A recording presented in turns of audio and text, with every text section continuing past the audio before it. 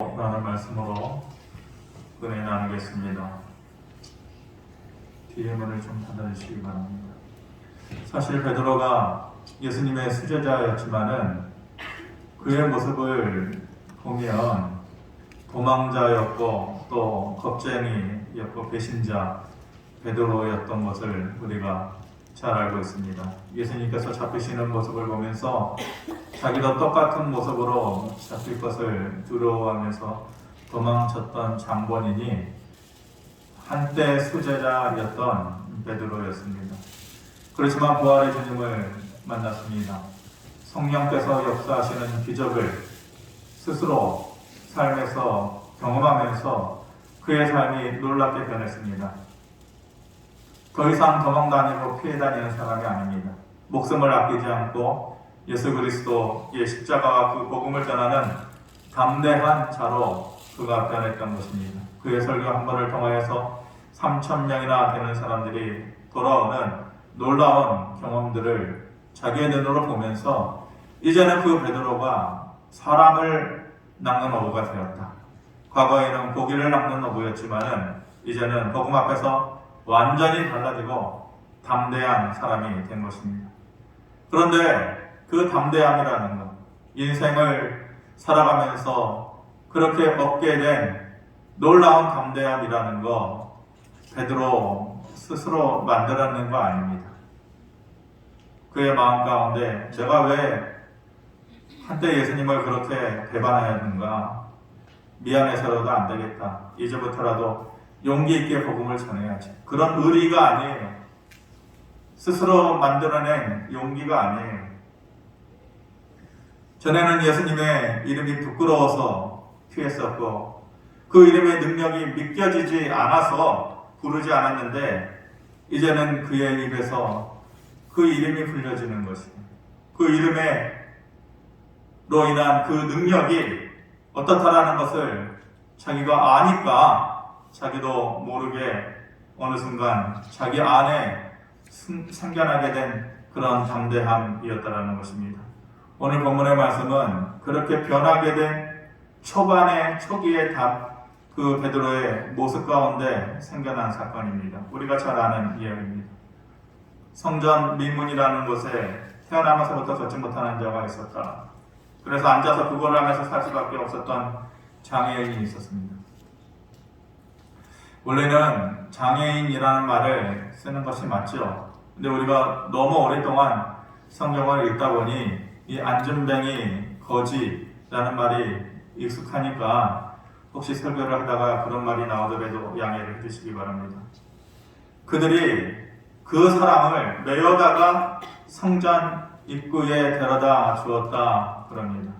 그 사람을 메어다가 두 가지의 의미를 가지고 있죠. 40년 동안 살면서 그 사람을 매일매일 성전 입구에 데려다 줄 사람이 있었다라는 거, 놀라운 일이죠. 이 사실만도. 그 사람 인생 잘 살았다라는 거죠. 누가 그러겠어요? 한 달, 1년 가능하겠죠. 누군가 좋은 마음을 가진 사람이 있다면. 근데 40년이라는 그 긴 세월 동안 그렇게 할 수 있었다, 그 은혜를 받을 수 있었다, 인생 잘 산 것입니다. 또 한 가지는 뭐예요? 그 사람들이 메어다가 주어야만 그 성전 입구에 갈 수 있었다라는 것은 자기 힘으로는 도저히 자기 인생을 살아갈 수 없었던 그런 미약한, 그리고 그런 나약한 형편에 있었던 사람이라는 것을 알 수가 있습니다. 그런 그에게 어느 날 기적과 같은 날이 찾아오죠. 오후 3시에 베드로와 요한이 그의 앞에 다가갑니다. 그리고 우리가 잘 아는, 참 좋아하는 사도행전 3장 6절의 말씀을 얘기합니다. 베드로가 이르되 은과 금은 내게 없거니와 내게 있는 이것을 너에게 주노니 나사렛 예수 그리스도의 이름으로 일어나 걸어라. 베드로가 그 말씀을 선포하자마자 7절에 보니까 40년 동안 굳어져 있었고 다쳐져 있었던 그의 발과 발목에 곧 힘이 들어갔다 이렇게 그래서 그가 걷기도 하고 뛰기도 하고 하나님을 찬양하였다. 이 곧이라는 말이 도저히 의학적으로는 설명이 안 됩니다. 그 곧은 그래서 앉아서 반평생, 아니 그에게 있어서는 한평생이죠. 살 수밖에 없었던 그 굳은 몸이 어떻게 곧 풀어질 수가 있어요. 정말로 좋은 의학적인 기술을 통해서 요즘 같으면 할 수도 있겠죠. 그렇다고 그 발과 발목에 곧 힘이 들어간다. 있을 수 없는 일. 그런데 그런 기적과 같은 일이 그에게 일어난 것입니다. 몇 가지 우리가 깨달음의 말씀을 나누고 싶습니다. 첫 번째는 포기한 인생이라고 그렇게 쉽게 말하지 말아라. 요즘 사람들의 입술에 자주 오르락 내리락 하는 말입니다. 무슨 포자? 포기한 사람이다. 포기한 인생이라고 말하지 말아라. 그의 삶을 단적으로 보여주는 표현들이 있습니다. 뭡니까? 나면서부터 걷지 못하는 자다. 그리고 사람들이 메워와서 구걸하는 자다. 그 인생을 40년이나 그렇게 살았던 자다. 그의 삶을 보여주는 말들이에요. 포기라는 말이 어색하지 않아요. 왠지 슬픈 그의 삶의 모습이 그림 그려지죠. 그렇게 불행을 운명이라고 받아들이면서 살 수밖에 없는 사람이 바로 이 사람이에요. 그 누구도 그의 모습에 대해서 손가락질을 할 수 없습니다. 너의 삶이 왜 이렇게 소망이 없냐? 왜 이렇게 자존감이 없냐? 왜 이렇게 스스로 삶을 일궈나가요? 그런 희망. 그 누구도 그를 향하여서 비난할 수가 없어요. 하지만 그의 인생에 변화가 찾아와요. 8절에 보니까 그의 선포가 있은 후에 뛰어서서 걸으며 그들과 함께 성전으로 들어가면서 걷기도 하고 뛰기도 하며 하나님을 찬송하였다. 이렇게 말합니다. 남들이 뛰는 것을 보기만 하는 자이지 하나님을 찬송할 일이 없었던 자예요. 그가 40년 살면서 남들이 하나님을 찬양하고 하나님께 영광 돌릴 때에 그의 입에서 이런 말이 얼마나 나왔겠어요.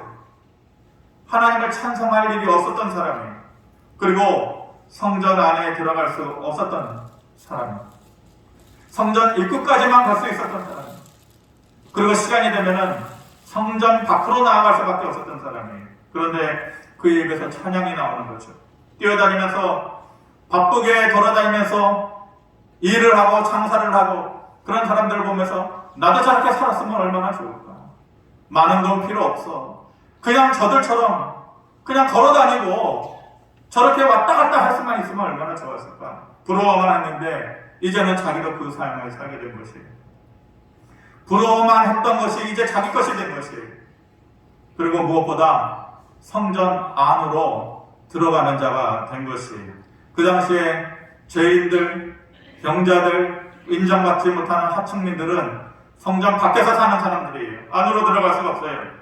그가 바로 그런 사람이에요. 성 밖에 사는 사람이었어요. 어쩔 수 없이 성 밖으로 밀려나서 살아갈 수밖에 없었던 사람입니다. 그 사람은 어떤 사람이에요? 사람들이 알아주지 않아요. 너 성 밖에 사는 사람이구나. 부르조아 아니구나. 성 안에 사는 사람들은 부르조아라고 불러. 근데 너는 그 사람 아니야. 대접받지 못하는 사람. 인정받지 못하는 사람. 그랬는데 그가 떳떳하게 자격을 갖춘 자가 됩니다. 그의 인생에 사람들이 알아주는 자격을 갖춘 자가 된 거예요. 떳떳한 자가 된 것입니다. 우리는 저 여러분들에게 있어서 이런 일이 있기를 바랍니다. 떳떳하게 고개를 들 수 있는 그런 삶이 되어지기를 바랍니다. 무엇보다도 가장 가까이에 있는 사람들에게 그 사람들을 볼 수 없었고 여러 가지 이유가 있겠죠. 부끄러워서 보지 못하고 내가 자격이 되지 못해서 피할 수밖에 없었던, 그래서 떳떳할 수 없었던 우리들의 삶. 그래서 포기라는 말을 자꾸만 되뇌이면서 그 아픔을 곱씹으면서 살 수밖에 없었던 우리들의 삶이라면 올 한 해 하나님께서 은혜를 베푸시고 응답해 주시는 그 능력을 통하여서 저와 여러분들이 떳떳한 삶이 되어주기를 바랍니다. 가장 가까이에 있는 사람들에게 인정받을 수 있는 그런 은혜가 있기를 주님의 이름으로 축원합니다. 두 번째로 깨닫게 되는 것은 은과 금으로는 안 된다라는 것입니다. 베드로가 왜 은과 금이라고 얘기했어요? 그 당시에, 아니 지금도 마찬가지죠. 은과 금이라고 하는 것은 사람들이 살아가는 데에 있어서 최고로 찾는 삶의 수단이에요. 삶의 도구예요. 삶의 방식이에요. 그런데 베드로가 그거 나에게 없다 이렇게, 사람들이 가장 쳐주는 것, 가장 갖고 싶어하는 것, 가장 인정해주는 것, 그거 나에게 없다. 살면서 가장 중요하다라고 생각하는 것이 자기에게 없으면 어떻게 돼야 돼요? 부끄러워져야 됩니다. 창피하고 그런 마음을 가져야 되는데 베드로가 전혀 그렇지 않아요. 왜냐하면 베드로 자신이 그게 인생의 전부가 아니라는 것을 확실하게 알기 때문에 그런 것이에요. 베드로는 살면서 느낀 것이 있어요. 은과 금으로 내 인생에서 이루어진 능력과 하나님의 이름으로 내 인생에서 이루어진 능력, 어떤 것이 더 크냐? 어떤 것이 더 좋으냐? 베드로의 삶에서 확실하게 깨달은 것이 있어요. 은과 금으로 안 되는 건 있다. 하지만 하나님의 이름의 능력으로 안 되는 건 없다. 그의 삶으로 깨달은 것이에요. 그러면서 말하기를 지금 너의 문제는, 지금 너가 닥치고 있는 그 문제는 은과 금으로 해결되는 문제가 아니다. 그거는 말해주고 싶은 것이에요. 우리가 사는 삶, 은과 금으로 안 되는 부분들이 많이 있어요. 참 많이 있어요. 특별히 우리가 살아가면서 건강의 문제, 우리 힘으로 붙잡을 수가 없어요. 죽고 사는 문제, 우리의 힘으로 어찌할 수가 없어요. 이루었다고 생각할 때에 잃어버리는 사람들이 참 많아요. 이제는 누릴 때가 되었다라고 생각하는데 시간이 더 이상 주어지지 않는 그런 경우들도 참 많아요. 새해 들어서 연거푸 그런 일들을 보고 그런 일들을 듣고 경험하다 보니까 참 은과 금으로 안 되는 게 더 많구나. 뭐가 더 힘이냐? 무엇이 더 능력이냐? 그것에 대해서 다시 한번 깊이 생각하게 되는 것이.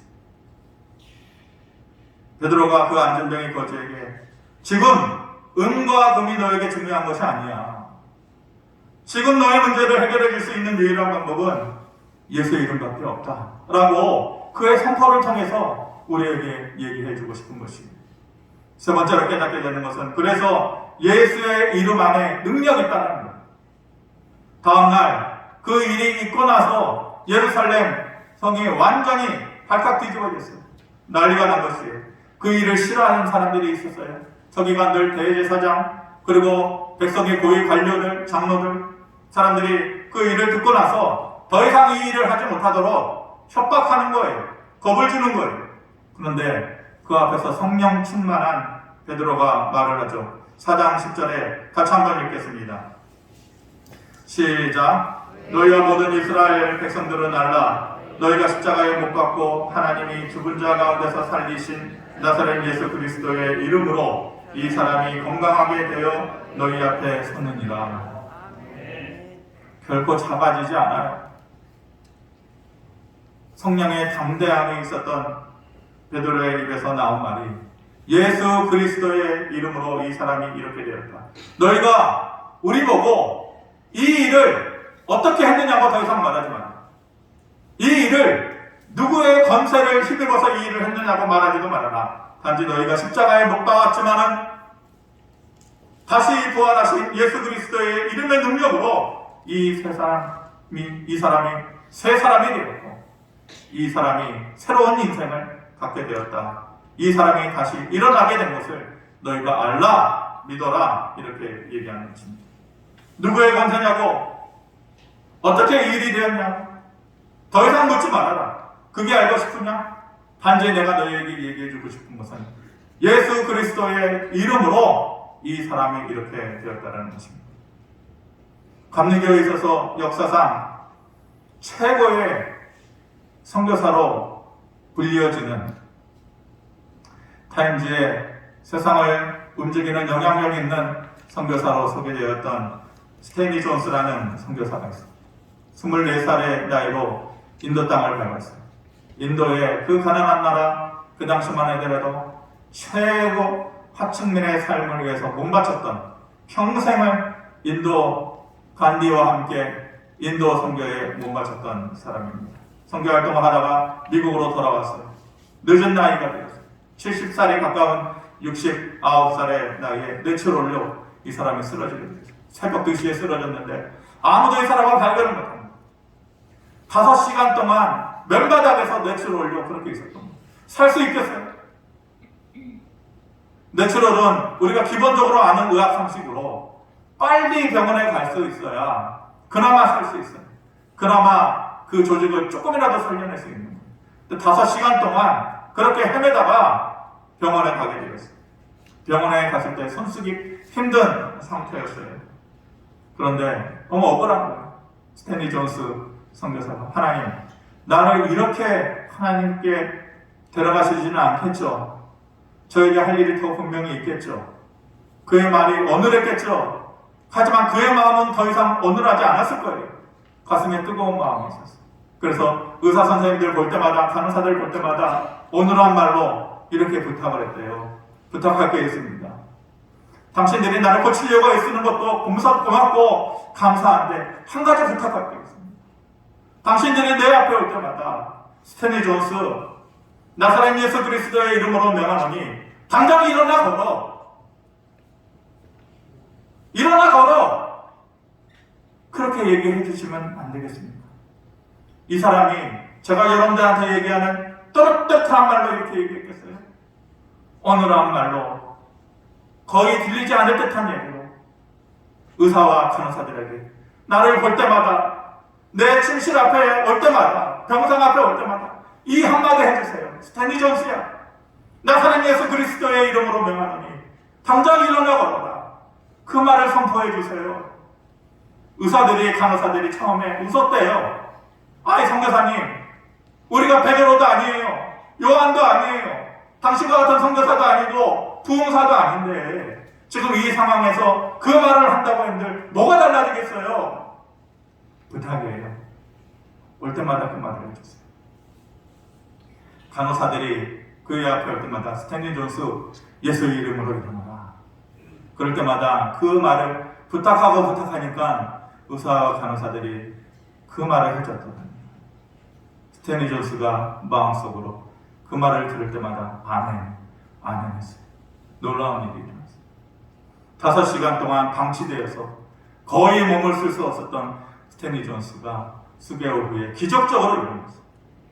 그래서 인도로 다시 돌아왔어요. 하나님께서 살려주신 몸, 내게 할 일이 더 있다.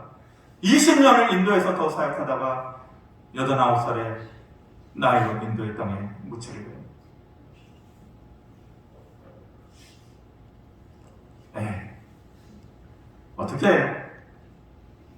어떻게 그 일이 그렇게 되려니까 그렇게 됐겠지. 그 사람에게만 있을 수 있는 단 한 번의 일이겠지. 그렇게 생각할 수 있겠죠. 어쩌면은 이 말을 듣고 있는 여러분들도 아마 그런 말로 여러분들의 한계를 뛰어넘지 못하는 사람들이 또 있을 것입니다. 하나님의 말씀에는 능력이 있고 또 예수 그리스도의 이름에는 다시 살리는, 고쳐내는 능력이 있다는 거, 우리가 머리로만 알면 안 돼요. 우리의 마음으로 그 믿음이 내려가야 되는 것입니다. 고린도후서 1장 20절에 이렇게 말씀합니다. 하나님의 약속은 얼마든지 그리스도 안에서 예가 되니 그런즉 그로 말미암아 우리가 아멘하여 하나님께 영광을 돌리게 되느니라.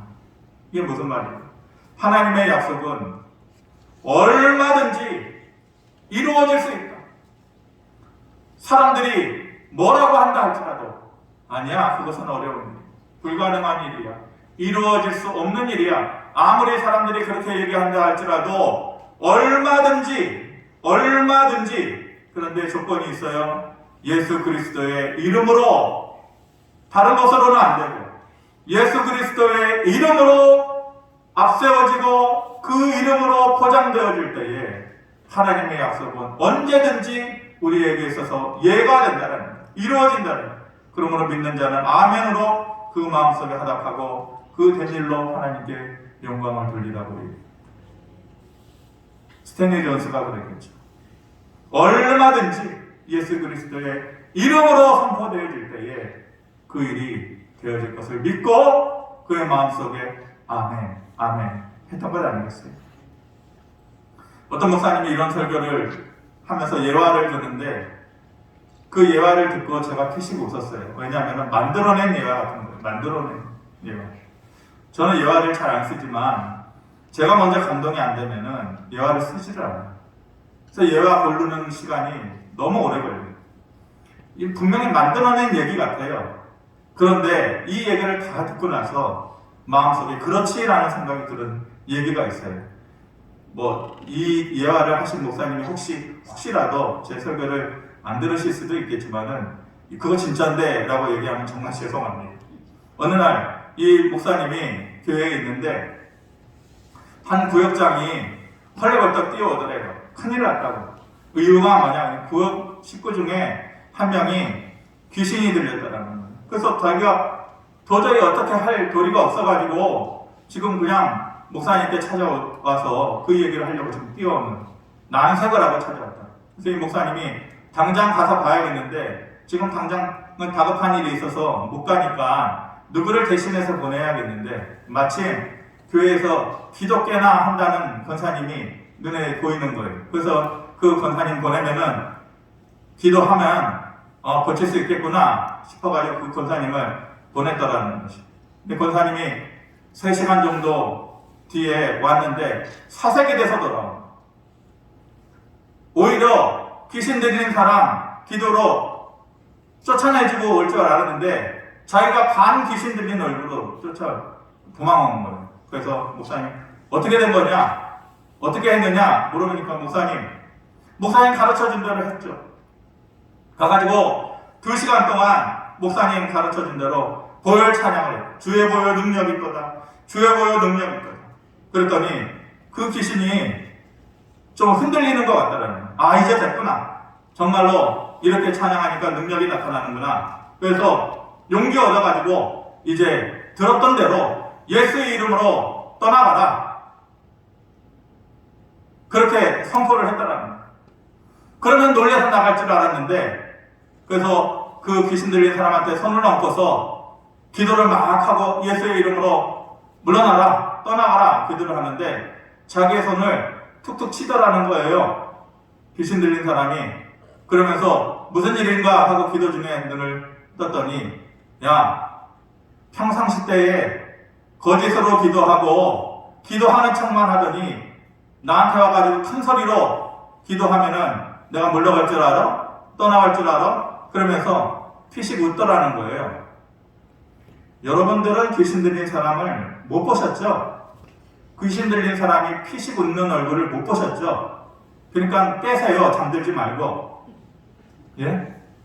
이 모습이요, 섬뜩합니다. 예.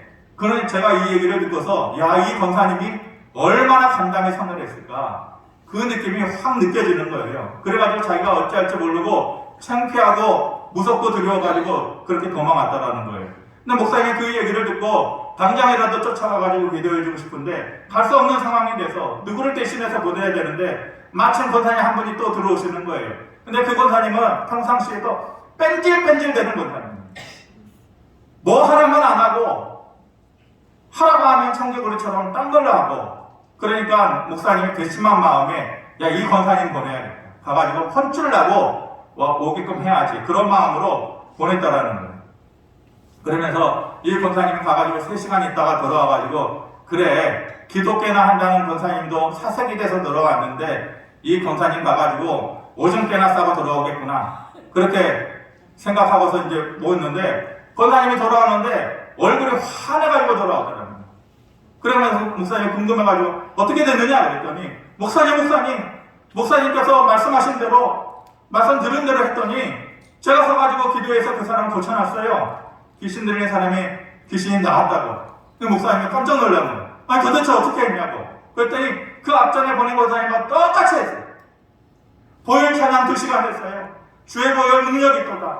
그랬더니 좀 고쳐지는 것 같더라고요. 용기가 나가지고 기도를 했죠. 그리고 목사님이 가르쳐준 대로 예수의 이름으로 명하노니 악한 귀신아 떠나가라 선포했어요.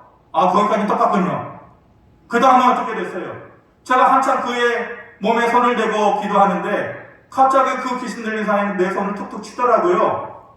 그래서 눈을 들어서 봤더니, 야, 평상시에 기도는 한 번도 안 하고 뺀질뺀질 대면서 교회 다니는 권사가 나를 고치겠다고 지금 와가지고 큰 소리 치고 목소리 크게 한다고 내가 떠나갈 줄 알아? 하면서 피식 웃더라는 거예요. 똑같은 거예요. 그 앞전에 갔던 권사님하고. 그런데 어떻게 그 사람을 고칠 수 있었냐고. 그랬더니 그 권사님이 하는 말이 맞더라는 거예요. 야, 어떻게 귀신이 귀신같이 나를 아냐. 내가 그렇게 평상시에 뺀질대고 기도 안 하는 거 어떻게 알았을까. 귀신같이 맞추네. 근데 갑자기 그 마음이 들더라는 거예요. 그래, 너 나 똑바로 아는구나. 나 평상시에 그런 사람이다. 기도 안 하고 뺀질대는 사람이다. 그런데 잘 들어. 지금 내가 뺀질대는 모습으로 너한테 얘기하는 거 아니야. 기도 안 하던 그 과거의 내 모습으로 너한테 명령하는 거 아니야. 그런 나의 부족한 모습인데도 내 안에 있는 예수 그리스도의 이름으로 너한테 명하는 거야. 그 예수 그리스도가 만왕의 왕이고 만군의 주고 그 예수의 이름으로 너한테 명하는 것이니까 썩 물러가라. 그렇게 했다라는 거예요. 여러분, 성령이 충만하면요, 자기가 없었던 능력이 나타나고 자기가 생각지 못했던 지혜가 나타나요. 여러분들 그런 경험 안 해보셨어요? 지나고 나면은 내가 어떻게 그 말을 했을까? 내가 어떻게 그 상황에서 그 일을 생각해냈을까? 그런 일들이 많아요. 아마 이 권사님에게 그 순간 성령께서 감동을 주셨던 것 같아요. 그래서 내 안에 있는 믿음 없고 부족하고 부끄럽고 뺀질되는 내 모습이지만은 내가 아니라 내 안에 있는 예수의 이름으로 선포하느니 당장 악한 귀신아 물러가라. 그랬더니 고쳐낼 수 있었다라는 거예요. 이 얘기는 아까도 말씀드렸지만 실화일까? 아니면 만들어낸 얘기일까? 그 중요하지 않아요. 알고 싶지도 않아요. 그런데 이 얘기를 듣고 마음속에 그렇지라고 생각되는 점이 있었어요. 우리의 믿음은 그렇게 고급스러울 필요가 없어요. 우리가 좀 더 잘 살게 되었다고, 조금 더 고급스럽게 산다고 믿음 생활도 고급스러운 모습으로 하려는 사람들이 있어요. 허망한 일이에요. 다 헛된 일이에요. 믿음은 단순한 믿음이 최고예요. 많이 배우고 많이 들었는데도 실제로 믿지 않는 사람은 거짓 믿음의 병에 걸린 사람이에요. 포장된 믿음으로 살아가는 사람이에요. 그런 믿음은 절대 능력이 나타나지 않아요. 하지만 단순하게 말씀을 들은 대로 주신 약속대로 될 것이라고 믿는 것, 이리 재고 저리 재지 않는 것, 그런 믿음이 우리에게 필요합니다. 얼마나 많은 훈련을 받아야 되죠? 설교를 1000편을 아니 10,000편을 들으면은 그런 믿음이 생겨나나요? 10만 편을 들어도 안 생겨나는 사람은 안 생겨나는 거예요. 하지만 한 편의 설교를 들어도 그 마음속에 이 믿음이 자리 잡는 사람은 자리 잡게 되는 것이에요. 가능성이나 확률을 따지잖아요. 될까? 안 될까? 확률이 얼마나 될까? 지금의 상황이나 자기의 처지를 생각하지 않아요. 내 처지에 그게 되겠어? 내 상황에서 그게 되겠어? 그걸 생각하지 않아요. 그냥 내 마음속에 내가 아닌 예수 그리스도의 이름으로 일어날 일을 바라보는 거예요. 저는 제가 먼 것이 아니고 우리 성도들 가운데서도 이런 분을 만나요. 이런 분을 봐요. 귀하게 생각해요. 저보다 낫다고 생각을 해요. 아주 단순해요. 배우고 못 배우고 아니에요. 가지고 못 가지고 아니에요. 그냥 하나님께서 그렇게 해주실 것을 늘 믿어요. 예수의 이름으로 그렇게 될 것을 믿어요. 이게 얼마나 귀한 믿음이에요. 예수님께서 12제자를 세우셨어요. 그런데 12제자만이 그 일을 다 할 수가 없어요. 그래서 예수님께서 70명이나 되는 믿음 좋은 사람들을 세워가지고 가시고자 하는 곳에 둘씩 짝을 벌여서 그 사람들을 보냈어요. 복음을 전파하라고 보냈어요. 그러면서 예수님의 마음이 노심초사까지는 성경에 안 나왔지만 그랬을 것 같아요. 왜냐하면 예수님께서 말씀하시기를 너희를 저들에게 보내는 것이 어린 양을 이리 때에 보내는 것 같구나. 부모가 아이를 바깥 세상에 내보내는 그런 마음이었다라는 거예요. 너희를 저들에게 보내야 되는데 어린 양을 이리 때에 보내는 것 같다 내가. 그러면서 너희에게 능력을 주느니 병 고치는 능력도 귀신 쫓는 능력도 줄 것이다. 그러면서 보내요. 근데 그들은 여전히 초보자죠. 초보자. 그런데 그들이 돌아와요. 그들이 갔던 곳에서 돌아와요. 돌아온 첫 마디가 뭔지 아세요? 두 번째 권사님의 모습으로 돌아온 거예요. 누가복음 10장 17절에 이렇게 70인이 기뻐하며 돌아와 이르되 첫 마디가 그거예요. 주여 주의 이름이면 귀신들도 우리에게 항복하더이다. 다른 거 필요 없다라는 거예요. 제가 흥분해서 여러분들에게 이렇게 큰 소리로 설교를 하는데 큰 소리 친다고 되어지는 것 아니에요. 제가 수백 번을 울고 수천 번을 울어도 아마 돌같이 굳은 여러분들의 마음을 녹일 수 없을 거예요. 저는 알아요. 그래서. 그들이 돌아와서 하는 말은 주여 우리가 초보자인데 다른 거 필요 없더라고요. 주의 이름이면 귀신들도 우리에게 항복하다이다. 우리 모두가 믿음의 초보자예요. 저나 여러분들이나 똑같아요. 은혜의 초보자예요. 은혜 받는 방법에 있어서 횟수에 있어서 다 초보자예요. 능력과 기적의 경험이 없는 초보자예요. 하지만 저와 여러분들이 선포할 수 있게 되기를 원합니다. 가정과 내가 만나는 사람들 그 불행이 떠나가기를 가난이 떠나가기를 선포하시기를 바랍니다. 이제 우리가 그것을 할 줄 알아야 돼요. 육신의 질병이 떠나가기를 선포하시기를 바랍니다. 내 삶을 묻고 있었던 모든 삶의 문제가 녹아지기를 선포하시기를 바랍니다. 고급스럽게 하실 생각이에요? 뭔가 모양을 갖추고 형식을 갖추고 하실 생각이에요? 그럴 생각이라도 여러분은 아예 하지는 마세요. 당장 하시지 마세요. 다 필요 없는 거예요. 주여 주의 이름이면 귀신들도 우리에게 항복하더이다. 평상시 때 믿음이 없어서 뺀질뺀질 되더라도 그 두 번째 강사님처럼 고난이 닥치면 해보는 거예요. 어려움이 닥치고 불가능한 일이 닥치면 해보는 거예요. 얼마나 부끄럽겠어요. 평상시에 안 해봤던 건데 예수의 이름으로 나아라. 예수의 이름으로 고쳐져라. 얼마나 부끄러워요 여러분들. 안 해본 거를 하려니 얼마나 어색하겠어요. 그런데 그 두 번째 권사님의 모습으로 살아요. 내가 아닌 예수의 이름이면 되더라. 그거 하나 믿고 해보는 거예요. 고급스러운 척 그렇게 하면서 정작 예수의 이름이면 나한테 이루어질 그 능력을 놓치면서 사는 어리석은 사람이 되면 안 되는 것입니다. 좀 모양 빠지더라도 갖춰진 형식이 없더라도 입에서 어눌하게 말해지는 말이라 할지라도 조용한 말이라도 해보는 거예요. 예수의 이름으로 선포하노니 악한 마귀는 떠나갈지어다. 나를 괴롭히는 질병은 떠나갈지어다. 내 가족 안에 있는 어둠의 그림자는 떠나갈지어다. 선포하는 거예요.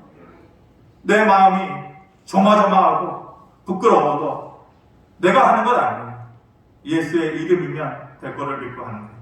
저 역시 여러분들을 예배 끝나면은 또 한 주간의 삶을 세상의 삶으로 돌려보내요. 마치 예수님께서 70인의 사람을 세상에 보낸 것처럼 아마 비슷한 마음으로 여러분들을 보내는 것 같아요. 예배 끝나고 나면 제 방에 가서 늘 기도하는 것이 있어요.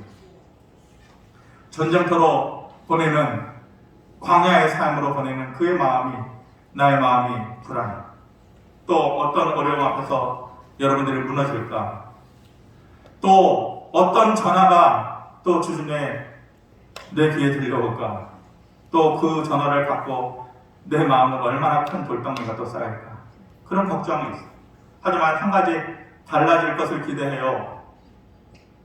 그것은 뭐냐?